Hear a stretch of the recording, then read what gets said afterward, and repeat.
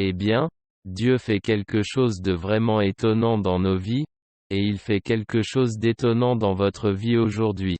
Si vous vous rappelez la semaine dernière, j'ai commencé à vous parler de la façon dont Dieu fait quelque chose de plus grand que ce que vous voyez.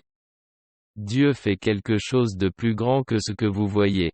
Et aujourd'hui, je veux reprendre à partir de là, parce que je veux vous parler de cette chose que Dieu fait dans votre vie dans les coulisses. Si ce titre n'était pas déjà un grand titre, un long titre, j'ajouterais le mot grand. Il y a 7 grandes choses que Dieu fait dans votre vie et que vous ne pouvez pas voir en ce moment. Si vous y réfléchissez, peu importe ce que vous faites dans votre journée, peu importe ce qui se passe dans votre vie en ce moment, Dieu est en train de faire plusieurs choses pour atteindre son but dans votre vie. Et nous ne voyons pas toujours ce que Dieu fait. C'est pourquoi nous marchons par la foi, et non par la vue. Nous finirons par voir tout ce que Dieu fait dans nos vies, mais pendant que cela se passe et qu'il le fait, nous ne le voyons pas, et cela peut sembler être l'exact opposé de ce que Dieu fait réellement dans nos vies. Le verset 28 du chapitre 8 de l'Épître aux Romains est un verset qui est devenu pour moi, au fil des ans, un verset apaisant, puissant et fondateur. Et j'aime ce verset, particulièrement dans la New American Standard Version où il est dit, « Et nous savons que Dieu fait concourir toutes choses ensemble. » Et j'aime m'y arrêter souvent et dire, « Il n'y a pas de point après les choses. » En d'autres termes, beaucoup de gens pensent que Dieu est souverain sur tout. Que Dieu est la cause de tout. Certaines choses sont le résultat de mauvaises décisions prises par les gens. Et si Dieu est souverain, il ne s'impose pas à votre volonté ou à ma volonté ou à celle des autres. Si quelqu'un veut et détermine qu'il va faire du mal à quelqu'un d'autre, il peut être capable de réaliser un acte maléfique. Mais Dieu n'en est pas la cause.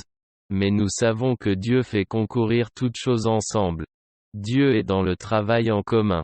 Dieu n'est pas la cause de toutes choses, mais Dieu est dans l'œuvre de toutes choses et la transformation de toutes choses et le mélange de toutes choses qui travaillent ensemble pour votre bien. Et je veux que vous vous attendiez, je veux que vous vous réveilliez chaque jour et que vous alliez vous coucher chaque jour, en sachant que Dieu travaille dans votre vie dans les coulisses, que Dieu fait de grandes choses dans votre vie dans les coulisses. Quelles sont donc ces 7 choses que Dieu fait dans les coulisses? J'en ai déjà mentionné un, le numéro 1, il mélange les ingrédients de votre vie. Il mélange les ingrédients de ta vie et les façonne pour ton bien. Il les façonne pour votre bien et celui des autres. Dieu mélange les ingrédients de votre vie. Tout ce que nous avons dans nos vies, tout ce que nous avons fait dans nos vies, tout ce que les autres nous ont fait dans nos vies. Lorsque nous mettons ces choses dans les mains de Dieu, lorsque nous mettons toutes ces choses dans les mains de Dieu, il va alors prendre ces choses et les mélanger pour en faire ressortir quelque chose de plus grand, tout comme tout ce que nous voyons quelqu'un donner à Dieu dans les Écritures, tout ce que nous voyons, à travers l'histoire, nous voyons Dieu, quelqu'un donner quelque chose à Dieu, il le transforme toujours en quelque chose de meilleur. Un petit garçon donne à Dieu 5 pains et 2 poissons, et il nourrit une multitude avec. La petite veuve donne son dernier tonneau de farine et sa dernière jarre d'huile, et ça dure 3 ans et demi, et ça ne s'épuise jamais parce que tout ce que tu mets dans les mains de Dieu, Dieu va le transformer en quelque chose de bon. Vous pensez à la puissance et à la beauté des mains de Dieu. Je pense à ses mains. Vous pensez à la façon dont il guérit avec ses mains. Et lorsque Jésus était sur cette terre, nous avons vu les mains de Dieu, physiquement sur cette terre, et nous l'avons lu et expérimenté dans les Écritures. Ses mains guérissent. Ses mains réconfortent. Ses mains tiennent. Ses mains vous libèrent. Ses mains créent. Ses mains mélangent. Ses mains moulent. Ses mains pardonnent. Ses mains guérissent. Ses mains vous couvrent. Ses mains vous soutiennent. Tout ce que Dieu fait de ses mains, tout ce qui est dans les mains de Dieu, il le transforme en quelque chose de bon. Il y a beaucoup de foi qui peut être libérée dans nos vies simplement en faisant confiance à Dieu pour être qui il dit qu'il est. Nous ne devons pas essayer d'obtenir suffisamment de foi ou de faire en sorte que Dieu fasse quelque chose. Tout ce que nous devons faire, c'est croire en la nature de Dieu. Croyez en la nature de Dieu, qu'il est bon, et qu'il prend et mélange tous les ingrédients de votre vie et les transforme en quelque chose de bon au nom de Jésus. Donc numéro 1, que fait Dieu? Quelle grande chose Dieu fait-il en secret que vous ne pouvez pas voir dans votre vie? Il mélange les ingrédients et les transforme en quelque chose de bon. Attendez-vous à chaque jour. Réveillez-vous tous les jours en vous attendant à ce que les choses s'améliorent, à ce que vous vous amélioriez, à ce que votre vie s'améliore, à ce que ce sur quoi Dieu travaille s'améliore. Et vous allez le voir jour après jour. La confiance, se réveiller dans la confiance, se réveiller dans l'attente, se coucher dans l'attente, se coucher dans la confiance. Et tout au long de votre journée, faites confiance à Dieu. Dites, Père, j'ai confiance en toi, Père, je t'aime. Père, je te remercie. C'est faire confiance à Dieu. Priez juste comme ça. Père, je te fais confiance. Père, je t'aime, Père. Je te remercie. Deuxièmement, la deuxième grande chose que Dieu fait dans votre vie en coulisses, c'est qu'il termine ce qu'il a commencé dans votre vie. Philippiens chapitre 1, verset 6 et l'Écriture, il dit être confiant dans cette même chose. Il y a quelque chose en quoi Dieu veut que vous ayez confiance. Ce que Dieu nous dit ici, c'est que nous aurons confiance dans la vie. Nous aurons confiance dans notre journée. Nous aurons confiance dans nos épreuves. Nous aurons confiance dans les moments difficiles. Nous aurons confiance en nous dans les moments difficiles de la nuit. Nous aurons confiance, peu importe ce que nous traversons. Quand nous croyons cela même, que celui qui a commencé une bonne œuvre en vous, l'achèvera jusqu'au jour de Jésus-Christ, quand nous cessons d'essayer d'achever ce qu'il a commencé, quand nous cessons de nous demander s'il l'a commencé. Si vous avez une relation avec Dieu, quelle qu'elle soit, si vous avez l'impression qu'elle est distante, qu'elle n'est pas aussi bonne que vous l'auriez souhaité ou qu'elle n'est pas aussi bonne que ce que vous voyez dans la vie de quelqu'un d'autre, éliminez ces pensées, éliminez ces comparaisons, éliminez ces peurs, éliminez ces inquiétudes. Parce que vous ne seriez même pas là où vous êtes si Dieu n'avait pas commencé cela dans votre vie. Dieu en est l'auteur. Jésus est l'auteur et le finisseur de votre foi. Une traduction dit que dans Hébreux chapitre 12, d'où vient ce verset et ces mots, il est l'architecte et le constructeur. Il est l'architecte et le bâtisseur. Il est l'auteur et le finisseur. Il est l'architecte, le concepteur. Et il est le bâtisseur pour réaliser le projet. Il l'a conçu et il l'exécute. Vous voyez, la foi en Dieu a été transformée en quelque chose de beaucoup plus difficile que ce qu'elle est en réalité. La foi en Dieu, la foi en ses promesses, la foi tout simplement, c'est être confiant qu'il a commencé cette œuvre en vous, et qu'il l'achèvera jusqu'au jour de Jésus-Christ. C'est du retour de Jésus qu'il parle, le jour de Jésus-Christ est le jour de son retour. Le jour de son retour et jusqu'à ce qu'il revienne, Dieu n'a pas fini de travailler dans votre vie. Vous êtes un travail en cours. Je suis un travail en cours. L'œuvre de Jésus est terminée. L'œuvre achevée de la croix pour votre salut est réglée pour toujours. Tétélestai, c'est ça? Bataille entièrement gagnée. Sentence entièrement purgée. Prix entièrement payé. Mais il y a un résultat de cette grâce et de ce salut. C'est un don gratuit à l'intérieur de nous. Il est en train de s'accomplir. Dieu est à l'œuvre en vous.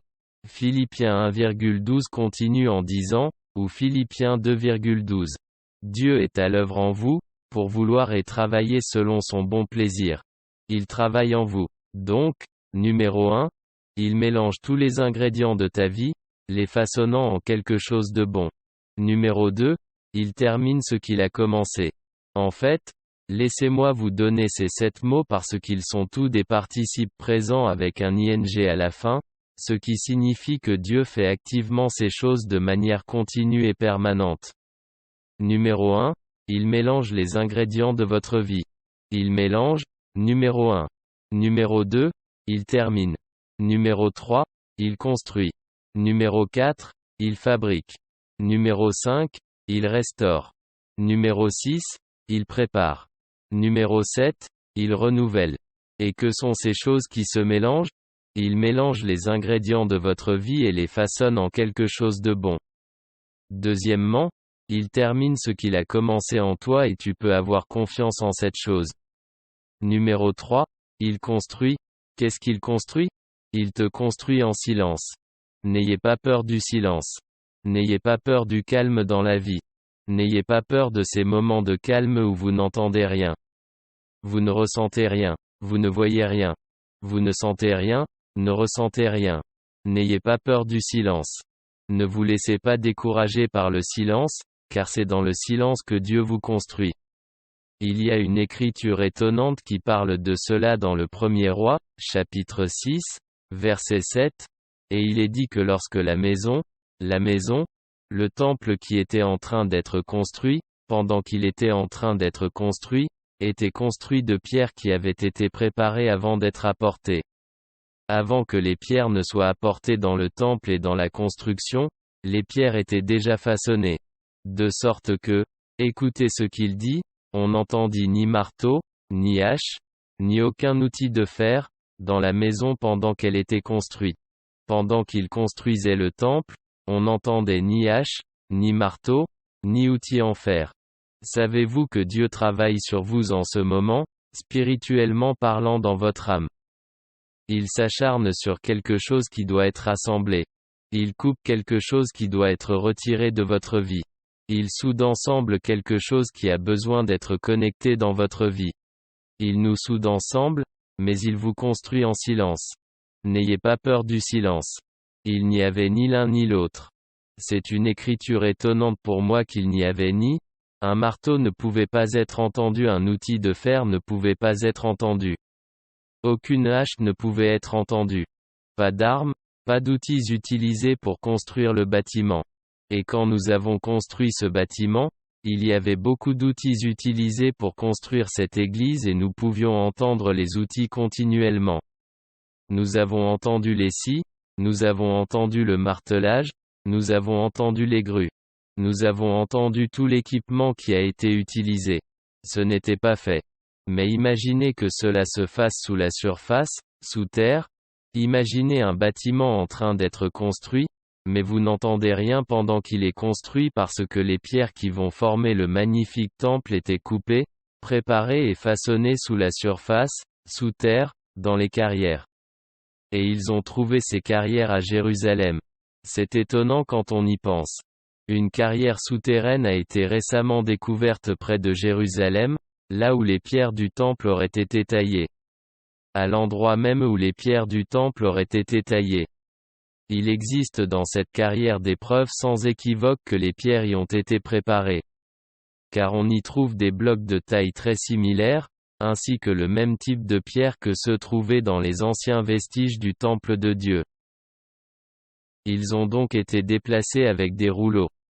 Une fois construits, ils ont été hissés à l'endroit exact où ils devaient se trouver.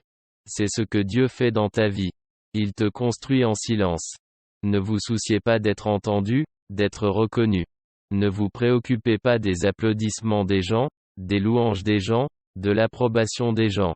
Vous n'avez pas besoin des applaudissements. Vous n'avez pas besoin des cris, des hurlements. Oui, tu n'as pas besoin de tout ça. Peut-être que si tu te sens peu sûr de toi, tu as l'impression d'en avoir besoin. Mais je veux que vous sachiez et trouviez votre sécurité dans le fait que Dieu vous construit en silence. Il construit votre caractère en silence, un travail si magnifique. La formation du caractère est un travail silencieux mais extraordinaire.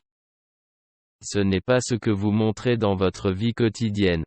C'est ce qui se passe dans les coulisses, l'étude, la prière, la lecture, le pardon, les pleurs, les réjouissances, les louanges, les remerciements, les demandes, les invitations, l'abandon.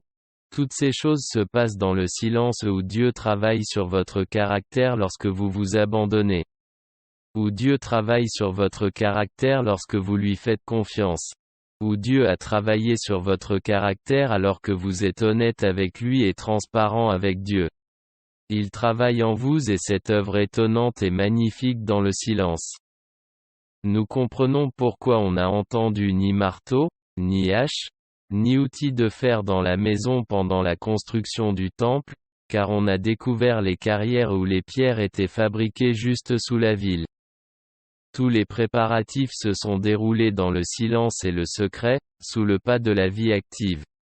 Parfois, la vie est simplement en train de se dérouler, de s'activer, de bouger, mais ce que Dieu fait dans les coulisses, c'est ce en quoi nous devons avoir foi, c'est que dans le secret des coulisses de la vie active, les grands blocs ont été taillés, façonnés, polis et adaptés à leur place. Ils ont été hissés par un puits jusqu'à la plateforme du temple et élevés à leur position exacte afin que tous les préparatifs du personnage se déroulent dans le silence et le secret.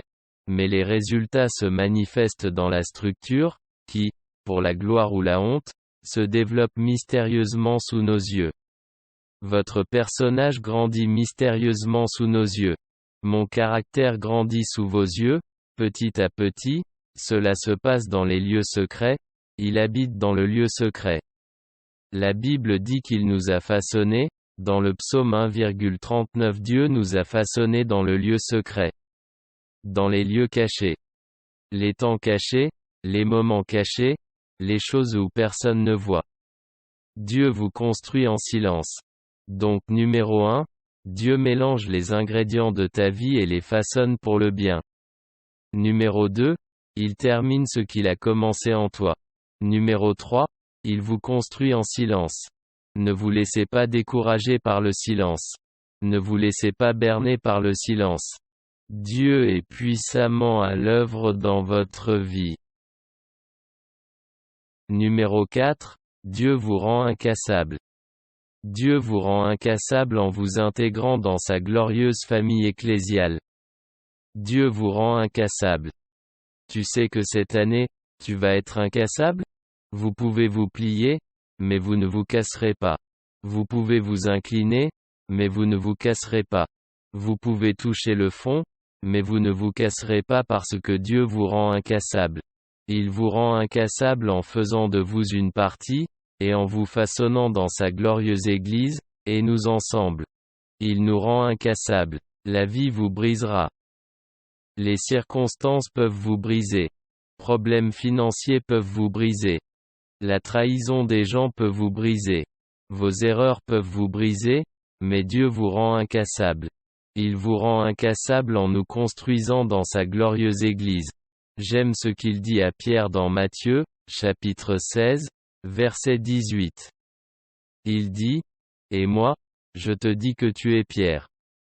Et sur ce rocher, tu es une petite pierre, mais sur ce grand rocher, ce sont deux mots différents, pierre, petite pierre, il n'y a rien de mal à cela, mais ce n'est pas tout le rocher.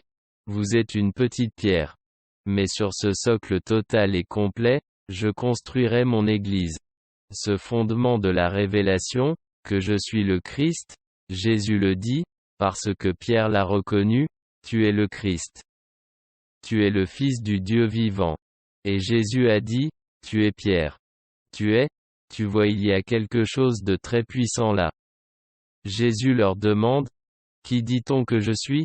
Et ils répondent, certains disent que tu es Jean le Baptiste. Certains disent que vous êtes Elijah. D'autres disent que tu es Jérémie, un des prophètes.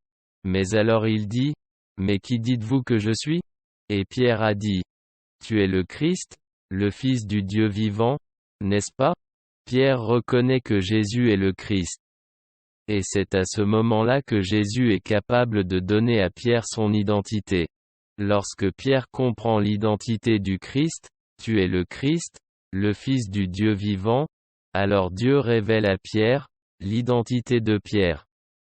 Simon Pierre dit, tu es le Christ, le Fils du Dieu vivant, et Jésus répondit, tu es béni, Simon Bar-Jona, car la chair et le sang ne t'ont pas révélé cela, mais mon Père qui est dans les cieux, que lui a-t-il révélé?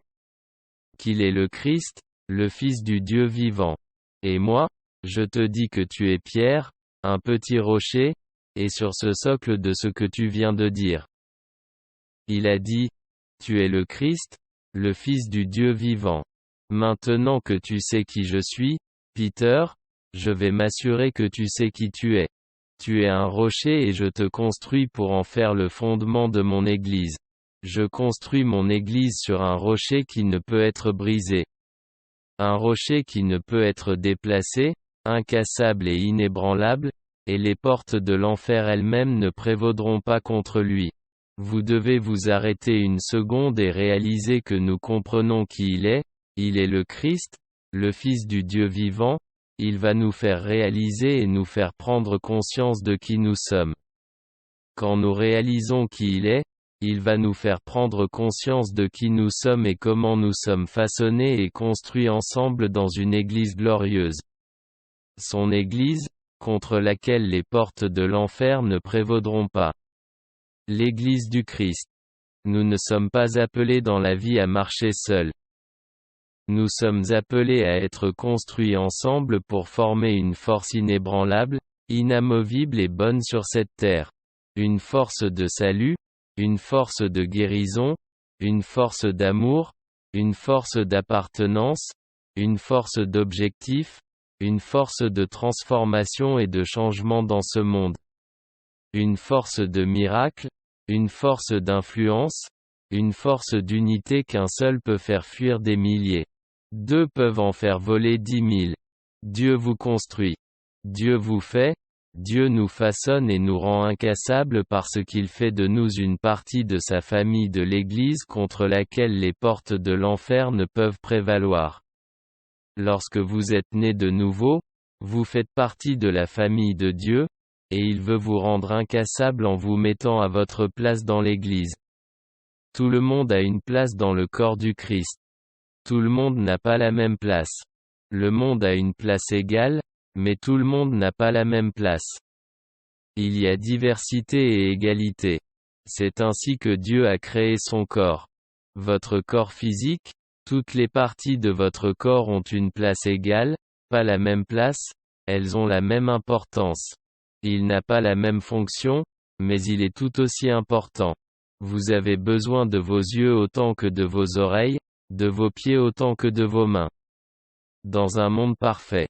Évidemment, dans un monde imparfait, nous connaissons des gens qui, bien souvent, surmontent l'absence d'une de ces parties de leur corps, mais ce n'est pas ainsi que le corps fonctionne le mieux. Et ce n'est pas la façon dont l'Église fonctionne le mieux. Jusqu'à ce que nous trouvions notre place.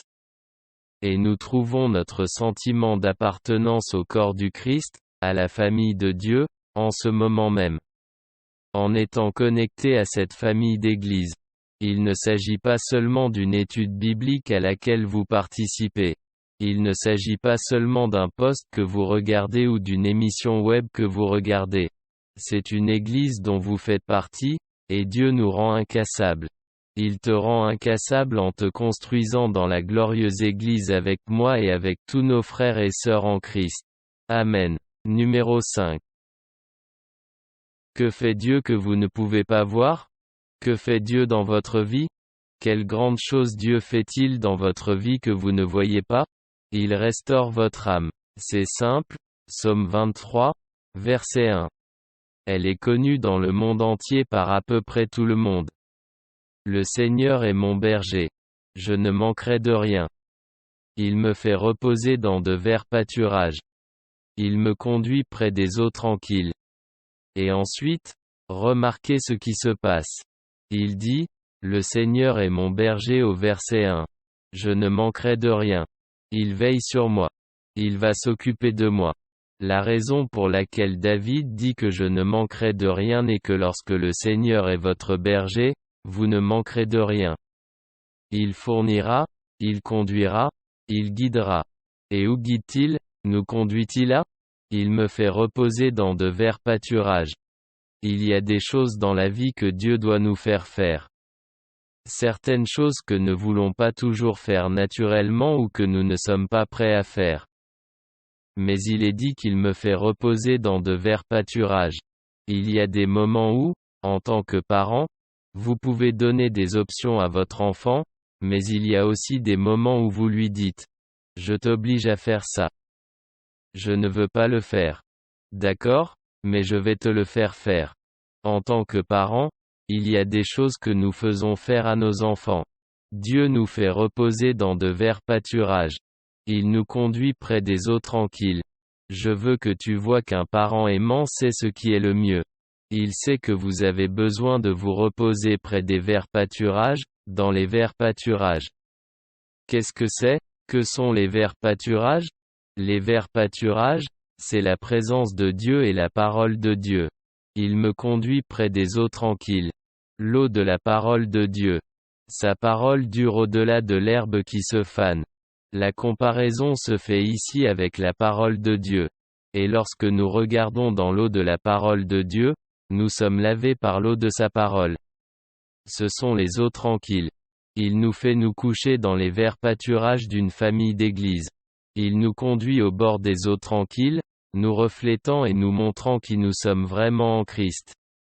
Il montre que nous sommes ce que Dieu dit que nous sommes. Il nous montre que nous sommes faits à son image. Les eaux calmes sont là pour que nous puissions voir notre reflet. Et comme nous voyons notre reflet pour voir, lorsque nous regardons dans les eaux tranquilles, nous nous regardons et nous voyons comme Dieu nous voit. Lorsque nous regardons dans la parole de Dieu, nous voyons ce que Dieu dit de nous comme l'image réelle de qui nous sommes, plus qu'un conquérant, la tête et non la queue, au-dessus et non en dessous, bénis en entrant, bénis en sortant, guéris et rendus entiers. Lorsque vous commencez à vous voir ainsi, lorsque vous vous couchez et trouvez votre place dans la famille de l'Église, les verts pâturages, et que vous vous voyez dans la parole de Dieu, les eaux tranquilles. Tu vois que lorsque Dieu dit quelque chose sur Jésus, il le dit sur toi. C'est le processus de ce que Dieu fait dans votre vie. Il restaure votre âme. C'est comme ça qu'il le fait. Il le fait en ce moment même. Vous ne le voyez pas. Vous ne le sentez peut-être pas, mais il le fait en ce moment même. Que fait-il que vous ne voyez pas dans votre vie? Il mélange les ingrédients et les transforme en quelque chose de bon. Il termine ce qu'il a commencé dans ta vie. Il te construit en silence. Il te rend incassable. Il restaure votre âme. Numéro 6, il prépare votre manoir. Il prépare votre avenir éternel. J'aime ce que Jésus dit dans le chapitre 14, verset 2, de Jean. Dans la maison de mon Père, il y a plusieurs demeures. Si ce n'était pas le cas, je vous l'aurais dit. Je vais vous préparer une place. Il ne dit pas que dans la maison de mon Père, il y a beaucoup de demeures, mais qu'elles ne sont pas pour vous, vous allez avoir quelque chose de moins que cela. Non, ce sont les demeures mêmes que Dieu prépare, que Jésus prépare, dans la maison de mon Père il y a beaucoup de demeures. Si ce n'était pas le cas, je vous l'aurais dit, mais je vais vous préparer une place. Wow! Si nous avons la foi qu'il prépare une place pour nous ou qu'il a préparé une place pour nous, c'est cela l'attente.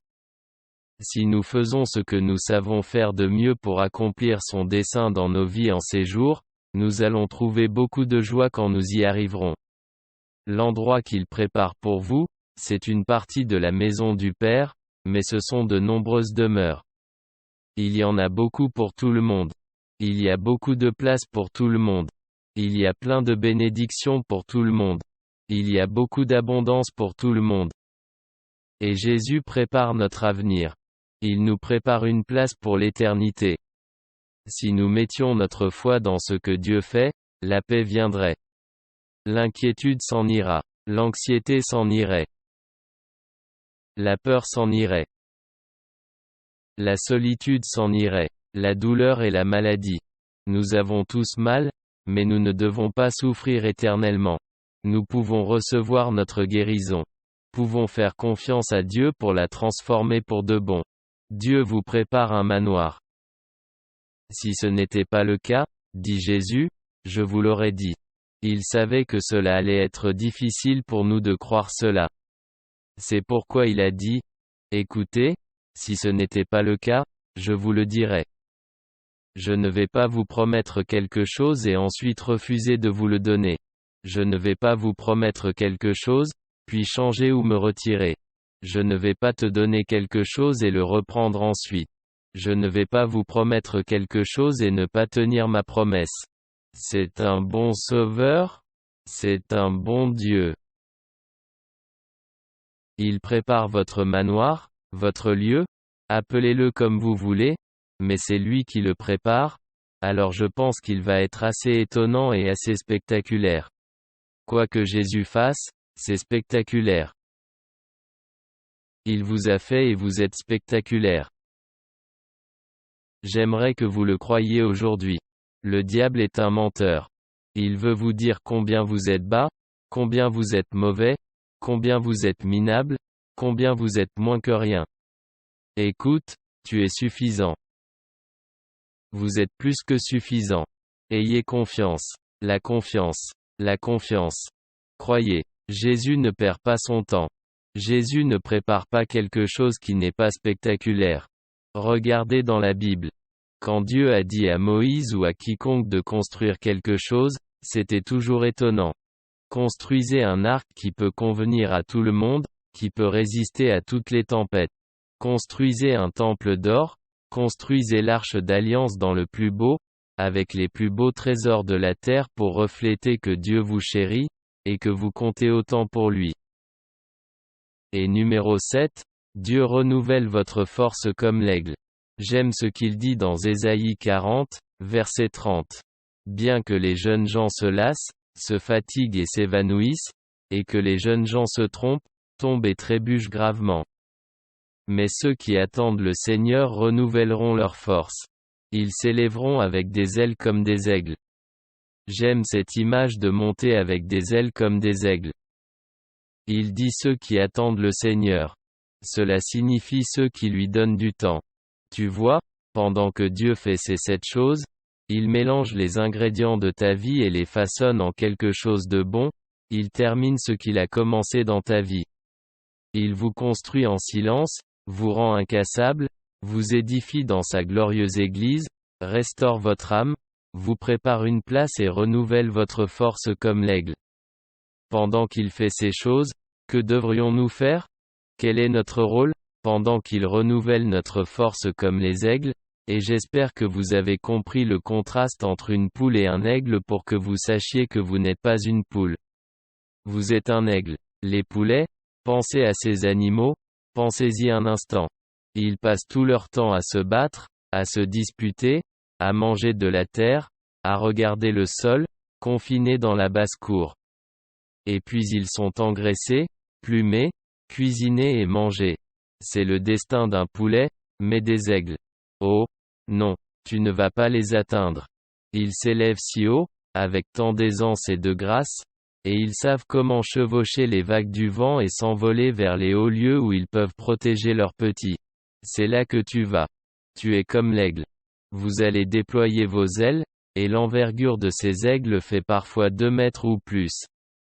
Et la beauté de ces aigles, leur vue, leur vision périphérique, leur perspective, leur capacité à voir à presque 360 degrés.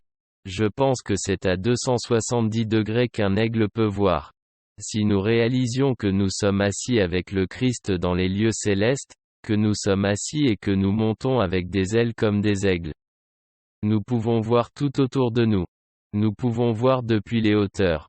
Pouvons plonger quand il le faut, et sauver des âmes, et gagner les autres, et atteindre les autres, et guérir ceux qui souffrent, et protéger ceux qui nous sont chers, et ceux qui sont chers à Dieu.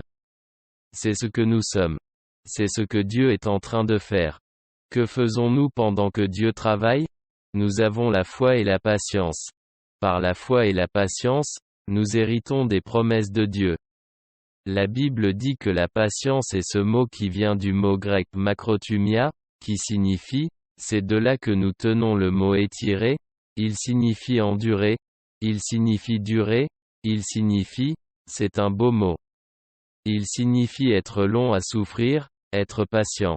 Cela signifie qu'il faut éviter l'utilisation prématurée de la colère qui découle d'une colère inappropriée. c'est attendre suffisamment longtemps avant d'exprimer sa colère afin d'éviter un recours prématuré à la force. C'est ce que signifie ce mot, macrothumia, la patience. Dieu est patient avec nous.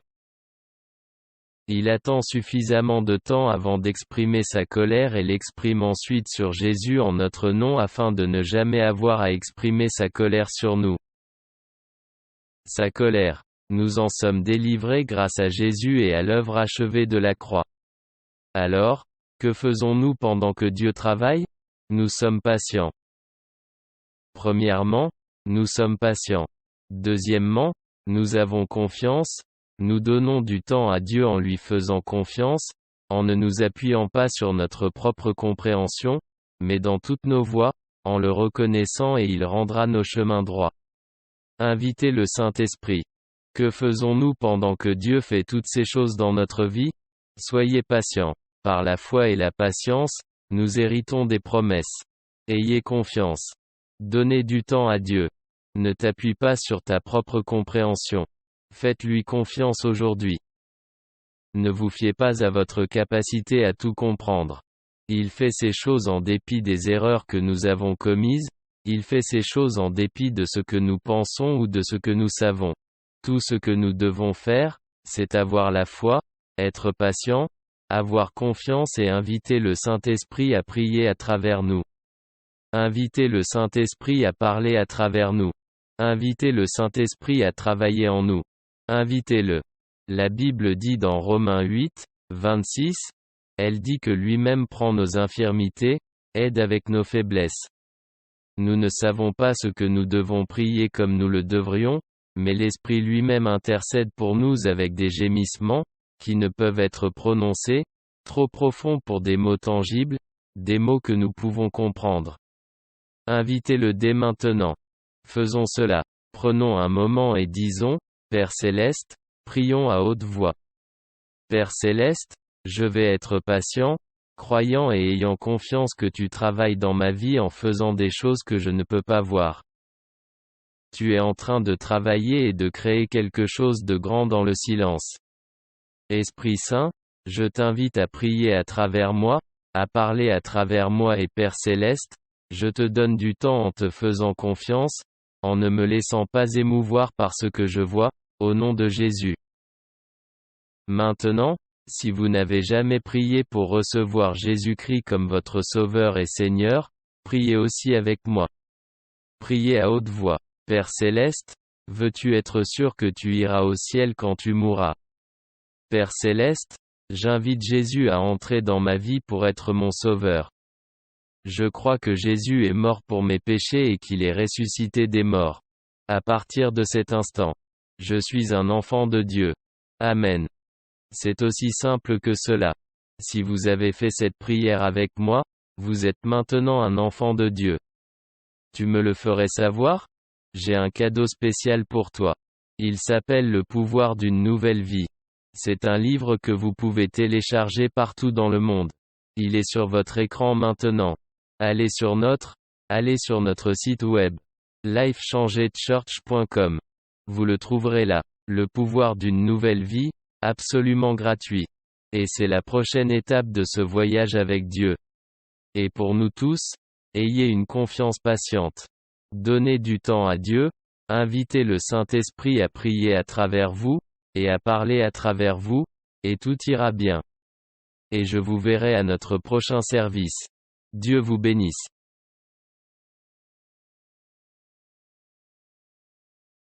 Wow, quelle belle parole nous venons d'entendre aujourd'hui. Je ne sais pas pour vous, mais je suis tellement encouragé par ce que je viens d'entendre. Souvenez-vous que Dieu fait quelque chose de bien plus grand que ce que nous pouvons voir en ce moment. Et soyons patients, donnons à Dieu le temps de tout arranger, et continuons à lui faire confiance. Et pour ceux d'entre vous qui viennent de prier la prière du salut pour la première fois, je veux juste dire félicitations. Encerclez la date sur votre calendrier et organisez une célébration spéciale car votre nouvelle vie commence aujourd'hui. Le ciel tout entier se réjouit avec vous, et nous nous réjouissons avec vous en tant que famille de l'Église, et vous n'avez pas non plus à faire ce chemin tout seul. Nous sommes là pour vous. Nous voulons vous aider. Nous avons une grande ressource que le pasteur vient de partager avec vous. Elle vous aidera au cours des prochains jours, des prochaines étapes de ce voyage de marche avec Jésus. Vous pouvez trouver cela sur lifechangechurch.com/connect. Sélectionnez l'onglet Nouveaux croyants et laissez-nous mettre cette ressource gratuite entre vos mains. Et la famille Life Changé, vous êtes aimés. Ne l'oubliez pas. Merci de nous avoir rejoints aujourd'hui et assurez-vous de nous rejoindre ici au même endroit la semaine prochaine. Nous vous verrons alors. Dieu vous bénisse.